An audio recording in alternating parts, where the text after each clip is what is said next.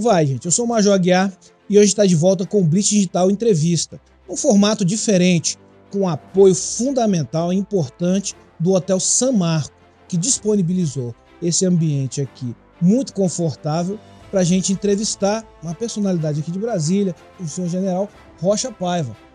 General, muito obrigado pela presença do senhor, um grande prazer receber o senhor aqui no Blitz Digital. Eu é que agradeço essa oportunidade, já é a segunda vez que eu venho ao Blitz Digital. A primeira vez no rádio, né, General? Era o rádio, era isso mesmo. Agora nós estamos com imagem, né? É. E para poder falar alguma coisa sobre a minha experiência profissional e também algumas iniciativas que nós estamos propondo aqui para a área de Brasília no tema de ensino, né? No tema de acadêmico, de cursos, etc. Então isso para mim é uma grande satisfação. Eu cumprimento aos senhores e senhoras que estão nos assistindo. E vamos à entrevista, estou à sua disposição. General, o senhor foi um homem das Forças Armadas, né? Um homem que dedicou sua vida à carreira pública. Como é que o senhor foi para essa área privada? Como é que nasceu o Instituto Sagres? O que é o Instituto Sagres? Eu ingressei no Colégio Militar do Rio de Janeiro em 1965. Então já faz muito tempo. Mas a Colégio Militar ainda não é profissional de carreira. Então, na Academia Militar das Agulhas Negras, eu entrei em 1970 e me formei na arma de infantaria. Passei no Exército 40 anos e fui para a reserva como general de brigada, era secretário-geral do Exército. E no Exército eu tive experiências muito fascinantes na carreira. Fui instrutor das 3 escolas na Academia Militar das Agulhas Negras, Escola de Aperfeiçoamento, e a Escola de Comando do Estado-Maior do Exército, que posteriormente acabei comandando. Tive experiência de comando de um batalhão da Força de Ação Rápida, o Regimento Itororó, 5º Batalhão de Infantaria Leve em Lorena. Tive a oportunidade de participar de missão de pacificação no sul do Pará, conflito do MST com os fazendeiros, e de uma missão de paz da ONU em El Salvador. Passando para a reserva, eu fiquei algum tempo trabalho voluntário no Centro de Estudo Estratégico do Exército. E depois de 2018 para cá, eu comecei a trabalhar no Sagres. O Sagres é um instituto na área de política, estratégia de gestão, e ele foi criado já faz 15 anos, né? Criado por militares que estavam passando para a reserva, e já em 2018, 2019 eu entrei para o Sagres e sou diretor de geopolítica e conflitos do Instituto Sagres. Eu vou voltar um pouquinho na questão das missões de pacificação. Como é que funciona isso? Como é que o Exército atua, por exemplo, numa missão de pacificação em território nacional e como ele atua no estrangeiro? Quais são as diferenças? Até onde o Exército pode ir, por exemplo, numa missão de pacificação ou numa missão de garantia da lei e da ordem? Bom, na legislação, tanto na Constituição como na Lei Complementar 97, de 1999, trata do preparo e emprego, né, das Forças Armadas em atividades. Na Constituição está lá na atividade fim, a defesa da pátria, garantia dos poderes constitucionais e por iniciativa de qualquer um deles, da lei e da ordem.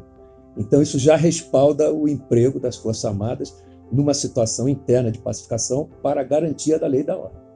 Então, e aí vem a lei complementar e normatiza como isso pode acontecer.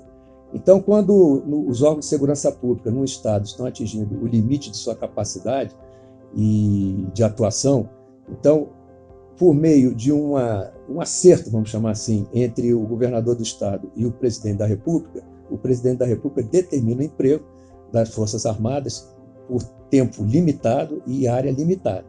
E ali, então, onde aquela situação de agravamento da normalidade, né, social, em que pode comprometer a lei e a ordem, não é qualquer situação de problema de segurança pública, é quando a segurança pública chega a um ponto tal que ameaça a lei e a ordem, aí entra, então, de acordo com o preceito constitucional de garantia dos poderes constitucionais e da lei e da ordem, então o presidente pode empregar.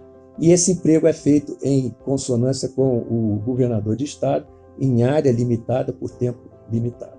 E as Forças Armadas atuam em conjunto com as forças estaduais? As forças estaduais, parte delas, ou toda ela, é disponibilizada como controle operacional, ou seja, as missões são recebidas pelo oficial que estiver conduzindo, o militar que estiver conduzindo aquela operação. Então, dentro dessa sistemática prevista na Constituição de atuar na garantia da lei e da ordem, se uma situação no Estado da segurança pública ou da normalidade social, político-social, estiver chegando a um ponto que comprometa a lei e a ordem, então o governador de Estado ele pode pedir o apoio das Forças Armadas e, no caso, o presidente da República, então ele, por um decreto, ele faz essa operação, determina essa operação de garantia da lei e da ordem. Aí determina um encarregado, no caso um militar, e ele poderá receber toda a parte dos órgãos de segurança pública daquele Estado sob controle operacional, ou seja, as missões para o cumprimento daquela missão de garantia da lei e da ordem serão dadas pelo militar encarregado das operações. General, nessa missão que o senhor teve lá no Paraná? Sul do Pará. Perdão. Foi uma questão de terra, não foi? Ali em 1998 surgiu um conflito entre o MST e os fazendeiros locais. Como tinha sido um lugar que um precedente perigoso, que foi o chamado, ponho entre aspas, massacre de Carajás, naquela região, né? Que não foi massacre, mas foi conhecido como massacre de Carajás. Então ali tinha um grande assentamento do MST, que naquela época era, inclusive, dizem, o maior da América do Sul.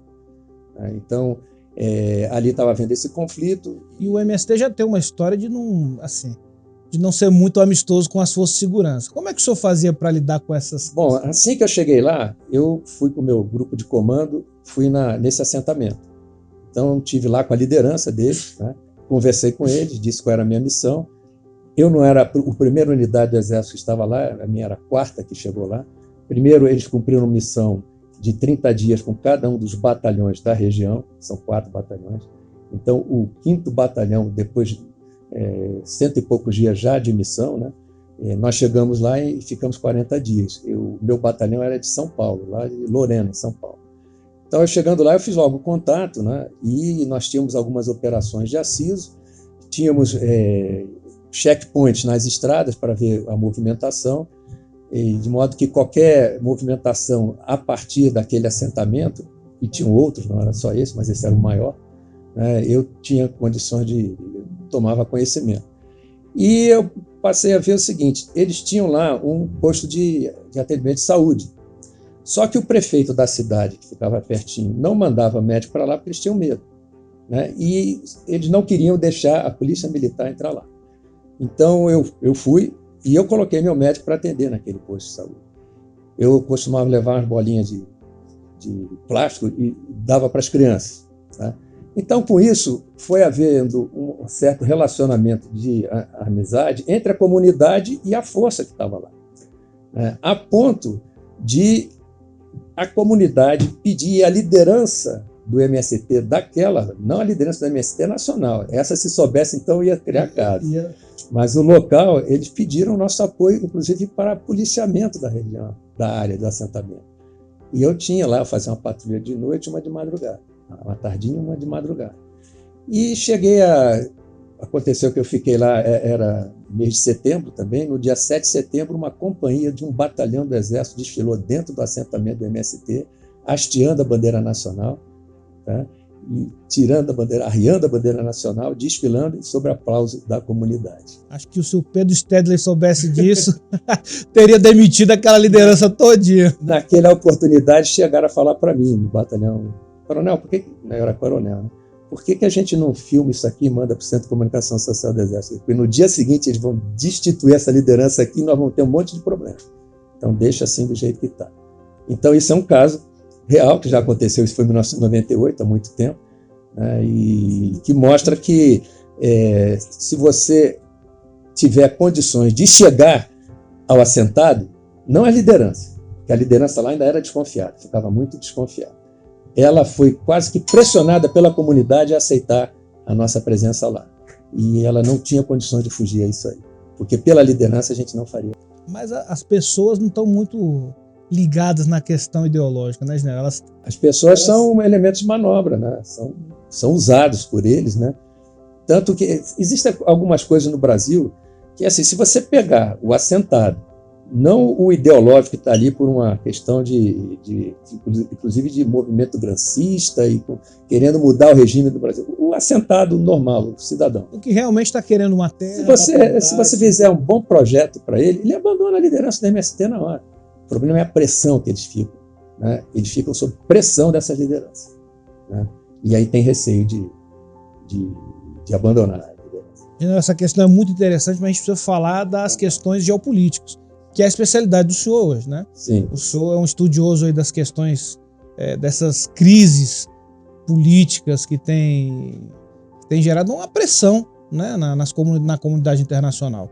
Quais são hoje os principais pontos de inflexão ou de tensão no cenário internacional? Olha, infelizmente, tanto a sociedade brasileira como a própria liderança nacional, ela não tem uma visão estratégica. O que é a visão estratégica? É saber o seguinte: aquilo que está acontecendo agora, as consequências vão vir daqui a 20, 30 anos, talvez 10 anos. Né? Então, um erro ou um acerto que você cometa agora, as consequências virão 10, 20 anos depois. Então, aí é que está a questão da visão estratégica, você ter uma visão prospectiva e elaborar os cenários e ver o que pode acontecer no futuro. Então, veja bem, quando eu passei para a reserva, a partir de 2008, eu comecei a escrever sobre geopolítica e eu dizia: os conflitos no mundo estão lá do outro lado, lá no Oriente Médio, na Europa Oriental, era o tempo da Sérvia, do desmembramento da Sérvia, e no Oceano Pacífico, né, e Mar da China, com a China já querendo se projetar para fazer uma segurança no seu entorno. Eu pensei assim, mas a globalização tornou o mundo pequeno. Nesses conflitos, do outro lado do mundo, quem é que está sempre em volta desses conflitos? Né? Estados Unidos, União Europeia, e agora separado o Reino Unido, Rússia, China, está se ensaiando para entrar, já estava se ensaiando para entrar. A Índia, porque é uma potência científica, tecnológica, militar, e que o Brasil não é. O Brasil é uma potência econômica, ponto final. E o Japão. Né? Quando eu falo União Europeia, entenda-se principalmente carro-chefe, Alemanha e França. Então, esses países, todos eles estão sempre metidos em todos os conflitos que tem no mundo, seja no Oriente Médio, seja no Pacífico, seja na Europa Oriental. Então, todos eles lá, né? Eles é que ditam a agenda global. Acontece que, na América, a África já estava começando digamos, ter a projeção da China sobre ela, e entrar em choque com a projeção que tem Estados Unidos e a União Europeia. Então, o mundo ficou pequeno com a globalização, a grande interdependência, e a China começou a penetrar na América Latina, área de segurança dos Estados Unidos. O pessoal diz que os Estados Unidos não dão importância para a América Latina, dão muita, tá certo? Veja o que aconteceu quando a União Soviética botou míssil em Cuba. Eles quase foram à guerra. Quase houve um apocalipse nuclear, né, General? Então, agora a China está chegando exatamente nessa área de preeminência dos Estados Unidos. Então, os conflitos estão chegando aqui. Quando os conflitos existem em determinada área do mundo, embora quem está conduzindo aqueles conflitos sejam potências, a coisa espirra para todos os vizinhos, os condôminos daquela área, todos os países que estão ali, todos eles sofrem com aquele conflito. Então, se eles estão chegando aqui e vão entrar em conflito, vai sobrar, entre aspas, para o Brasil e para os nossos vizinhos. Esses países que estão aqui e que antes, alguns já estavam, mas eram aliados e admitiam uma liderança brasileira, eles agora, com esses poderes antagônicos aqui, que veio a China e a Rússia, que está numa parceria com a China porque está sendo ameaçada na Europa Oriental, na Ucrânia, pela União Europeia e pela OTAN. Então, ao chegarem esses aqui, eles, com o poder de atração que eles têm, econômico, científico, tecnológico, industrial, eles vão atrair os nossos vizinhos para a esfera de influência deles, limitando a liderança do Brasil aqui no hemisfério. Se eles, ao invés de entrar em conflito, que já vai ter sobra, vai sobrar para nós, se eles entrarem em acordo, vai ser muito pior para nós. E será que eles não entram em acordo? Como é que eles fizeram na África, lá nos anos 1880, 1860, a ponto de partilharem a África, fazer um congresso em Berlim, em 1884, e dividir a África por eles. Quem pagou o pato foram os países que estavam lá. Mas fizeram isso na China também. A China, que é a mais antiga potência do mundo, há 5.000 anos, que é uma das maiores, se não a maior potência do mundo, durante muito tempo, nos anos de 1850 até 1950, ela ficou no limbo, explorada e vilipendiada pelas potências ocidentais. A ponto de ter, nos anos 1860, por aí, 18 de suas 23 províncias sob soberania limitada. Por quê? Porque os impérios europeus, o Japão, Rússia, né, e os impérios europeus entraram num acordo e partilharam os bens da China. Então, se você conhece a história e sabe que se eles entrarem em conflito aqui, na América Latina, no nosso entorno, eles poderão entrar em conflito e vai sobrar para nós, ou entrar em um acordo e vai ser muito... E vai sobrar também, né? Vai sobrar também. Então, se o Brasil já desde 2008, se tivesse vindo se desenvolvendo com autonomia industrial, autonomia, não digo total, porque é impossível, mas grande autonomia industrial, tem uma indústria autônoma de produtos nacionais, mas não é só de sapato, não, é de carro, é de produtos com alto valor agregado e indústria militar, nós teríamos capacidade de dissuasão que até hoje não temos. Então, o problema desses conflitos aqui é que o Brasil não desenvolveu a capacidade de dissuasão e a autonomia industrial, científica e tecnológica que deveria ter. Então, é isso que a gente pretende, que a sociedade tome conhecimento, porque se ela não tomar conhecimento, a questão do poder militar depende, é igual a lei de mercado. Se a sociedade e a liderança não enxergar a ameaça, não vai fazer nada. E na estratégia, não adianta você enxergar a ameaça quando é uma força-tarefa aeronaval com 2 porta-aviões nucleares, uma esquadra, desembarque de tropa. Aí é tarde demais. Você tem que saber que aquilo pode acontecer e se preparar antes. Esse é um sistema de defesa que eu proponho, não que eu criei, mas que eu vi que no mundo existe e que a gente tinha que trazer para cá. E hoje nós estamos, então, desprotegidos nesse sentido. Totalmente. Em termos de poder militar contra uma potência, porque não adianta. O Brasil pode ter ameaça? Pode, mas vai ser ameaça de quem? Da Hungria? Vai ser ameaça do Nepal? Quem é que pode nos ameaçar? Quem pode nos ameaçar não é brincadeira, não. É potência. E se a gente não for, não precisa ser igual. A gente tem que ter capacidade de ferir. Se você tiver capacidade de ferir, eles já pensam 2 vezes. Você me bota para lutar aqui com o Mike Tyson, eu vou apanhar, mas me bota um revólver 22 na mão que ele vai pensar 2 vezes. Então você não precisa ser igual, mas ele tem que saber que você pode ferir. Você tem que ter uma força que, mesmo que não seja suficiente para vencer, mas pelo menos capacidade de causar um dano grande. Então, se você tem uma força-tarefa aeronaval que vai, por exemplo, bloquear a foz do Rio Amazonas, se você tiver um míssil que destrói, um míssil, né, que atinge mais de 300 quilômetros e que afunda um navio de transporte de tropa, se você afundar uns 3, são 6.000 homens no mar. Eles vão pensar 2 vezes antes de mandar essa força-tarefa aeronaval. E basta ter um míssil. Por que eles deixam a gente desenvolver Guarani, esse carro blindado Guarani, sistema Astros, que é foguete de saturação, mas não querem que a gente desenvolva o míssil? Não querem que a gente tenha capacidade de guerra cibernética, defesa antiaérea. Isso eles não querem. Porque isso daí é dissuasão.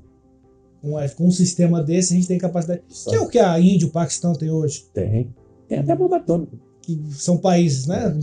O Brasil economicamente parecidos, socialmente parecidos, mas que... A gente tem até bomba atômica. Tem capacidade. Tem bomba atômica. E é o que protege hoje a Índia e o Paquistão da China, por exemplo. Da China, porque há menos de um mês atrás, 2 meses atrás, houve um conflito de fronteira China e Índia. Em 1964, ou 62, teve um conflito e a Índia se deu mal. Um conflito de fronteira e a Índia não foi bem. E ela está isso travada até hoje aqui. E esse é um tipo de conhecimento que hoje no Brasil é muito restrito, né, Jean? E a gente deve sempre estudar o que acontece do outro lado do mundo e procurar contextualizar como é que aquilo pode chegar aqui e o que a gente tem que fazer antes para, se chegar, a gente estar preparado. Porque não adianta eu querer me preparar para dissuadir, né, depois que eu estou vendo. Eu digo assim, defesa não se improvisa. Se eu esperar ver para crer, né, igual São Tomé, né? São Tomé, ver para crer. Se eu esperar ver para crer, é tarde demais. Defesa não se improvisa. Não dá mais tempo de fazer nada. Já está na nossa porta. Você pode desenvolver um sistema de defesa anti-acesso uns 10, 15 anos, no mínimo. Isso é um conhecimento que precisa de ser disseminado, né, de certa forma. Porque as pessoas não... tanto analistas políticos, mesmo pessoal da defesa, da segurança pública, não tem muito know-how nesse conhecimento. Não, mas eles não é difícil de adquirir esse know-how, não. O problema é que, às vezes, a gente lê as coisas que escrevem no Brasil, escrevem com a visão de quem, ou seja, assimilam a visão de quem lá fora escreveu. Então, por exemplo, eu já cansei de ver analistas de estratégia no Brasil dizer: não, os conflitos no futuro serão periféricos. Ora, eles leram isso num relatório dos Estados Unidos, vai ser periférico para ele, mas se for na Amazônia não é periférico, é aqui dentro. É central. Ora, a periferia deles. Então, como eles escreveram os conflitos serão periféricos, a gente se coloca na posição deles, não. Tem que contextualizar para nós. Tá certo? Então, é assim que a gente estuda. Por que a China está desenvolvendo uma marinha de superfície? Porque enquanto ela não tiver um poder naval, pelo menos equiparado ao dos Estados Unidos, os Estados Unidos vão ser a potência principal. Nesse sentido aí, o Instituto Sagres, junto aqui com a gente do Blitz Digital e com a Faculdade Mauá, está desenvolvendo um projeto muito bacana. É um curso de pós-graduação. Como é que vai ser essa pós-graduação? É um curso de pós-graduação que envolve as áreas de geopolítica, estratégia, né? A área de segurança pública e de gerenciamento de conflitos e crises. E aí dentro desse bojo está a defesa nacional, está a inteligência estratégica inclusive, está na segurança pública, está o terrorismo, organizações criminosas, está a parte de planejamento estratégico, elaboração de cenários. Então, é um contexto de um curso de pós-graduação que eu acho que interessa muito ao pessoal da área de direito, da área de relações internacionais, magistério, o pessoal da parte de gestão das empresas, né? E o pessoal da área de segurança pública, defesa civil e defesa e segurança nacional. Então, as áreas que o curso pretende abranger é um curso de 390 horas, né? E que deve durar, aí, a gente ainda está estudando, de 7 a 8 meses, né? E tem essas várias disciplinas, inclusive uma muito interessante, que é uma disciplina de 40 horas, que é a gestão, né? Gerenciamento de conflitos e crises, com foco também na negociação. Então, isso é muito interessante para o profissional de qualquer área, né? Então, em linhas gerais, o curso é esse daí, e eu acho que vai ser interessante, porque vai preparar, vai dar conhecimento, habilidade e competência, né? Exatamente nessas áreas que eu falei, né? De geopolítica, estratégia, defesa nacional, segurança pública, defesa civil, garantia da lei e da ordem e a gestão de conflitos e crises. E qual vai ser o papel do senhor nesse curso? O senhor eu sou de coordenador do curso. É uma parceria, né? Tem a Blitz Digital, a AM Produções, né? Tem a Faculdade Mauá, que é o Instituto Mauá, que é o que dá o respaldo do MEC, né, para a pós-graduação, o Instituto Sagres e o Instituto Federalista. Não sei nem se o senhor está sabendo, mas Blitz Digital. Fiquei sabendo ontem que a Faculdade Mauá se tornou centro universitário. Ah, é?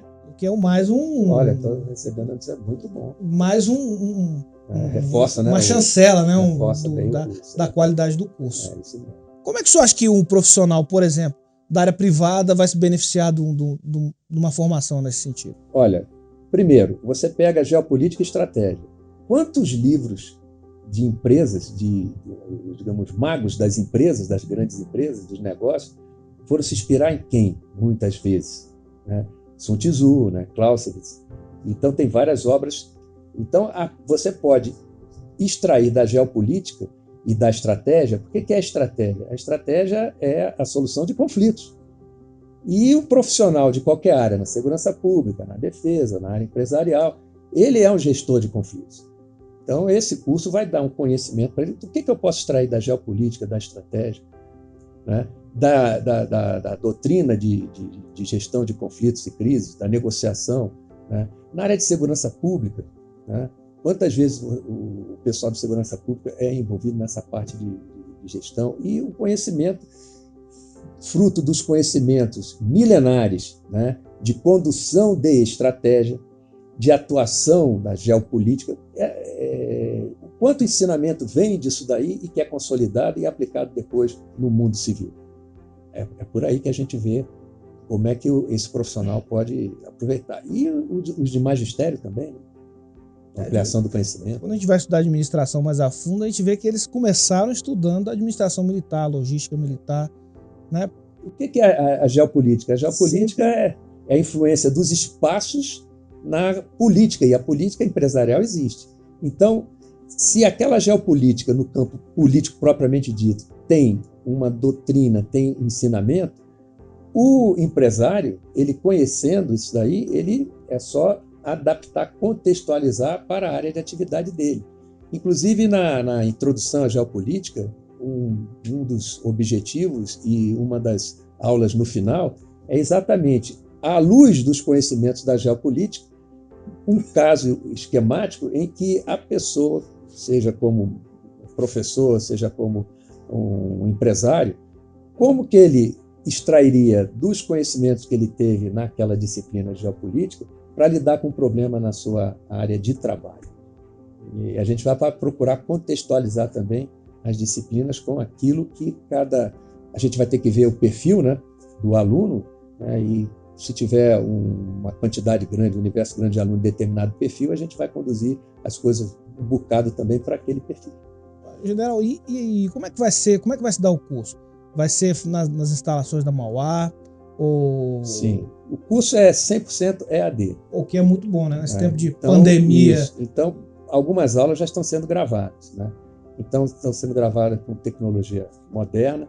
Nós temos opções tanto de gravar na Mauá, como também em outras áreas que o Blitz Digital tem conhecimento, em termos de estúdio, etc.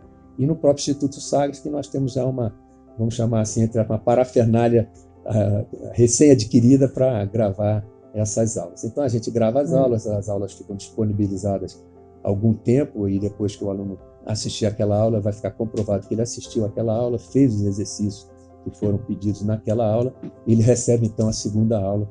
Vai ter um tempo, e ele vai fazer o tempo dele. Se a aula vai ficar disponibilizada, por exemplo, 3 dias, 2 dias, vamos ver ainda, ele assiste uma parte, vai descansar, vai trabalhar, volta, de noite ele assiste outra parte, ele cumpre uma aula, faz os exercícios, está ok, vai para outra aula. E assim por exemplo, a disciplina de introdução à geopolítica são 5 aulas. Então, digamos que sejam 2 aulas por semana, né? Em 2 semanas, praticamente, ele mata, entre aspas, uma disciplina. Só não mate o professor. E o legal do EAD é que o cara faz o tempo dele, né? Ele faz vai o no tempo ritmo dele, vai no ritmo dele. Aí ele vai ter vai ter as avaliações, né? A avaliação está sendo preparada.